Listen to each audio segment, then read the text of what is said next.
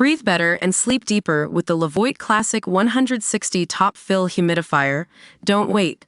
Check out the link in the video description to get your Levoit Top Fill Humidifier on Amazon today and enjoy a healthier, more comfortable home. So you've all been hearing about how bad the NBA's TV ratings are looking right now? And it's no surprise that everyone's freaking out.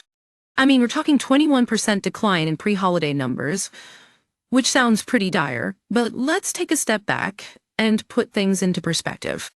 First off, let's talk about context. The NBA season starts when casual fans are busy watching other sports content, like the NFL, and it's only later that Christmas rolls around and everyone's attention shifts to the league. And before we get too caught up in our own little world of ratings anxiety, remember that the whole ad market is changing. TV usage has plummeted 44% since LeBron James and Steph Curry were dominating on Christmas Day back in 2015. Now, I know it might seem counterintuitive, but NBA sales revenues are actually up 6% since the season began.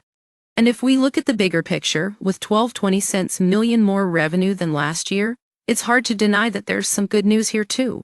It just goes to show that Adam Smith's invisible hand is still working its magic, even when our understanding of the ad market isn't always on point.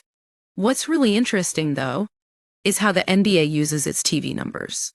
For example, when you're talking about Q4 impressions, it doesn't necessarily matter if your ratings are down in the playoffs because the guarantees aren't all that high anyway.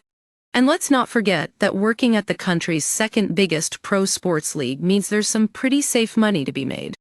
Now, I know we've been hearing a lot about how much of an issue the NBA's TV ratings are right now, but what's really going on here?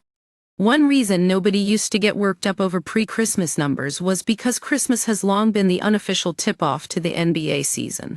It's when the league makes its first big splash with a national TV audience and setting that stage for spring.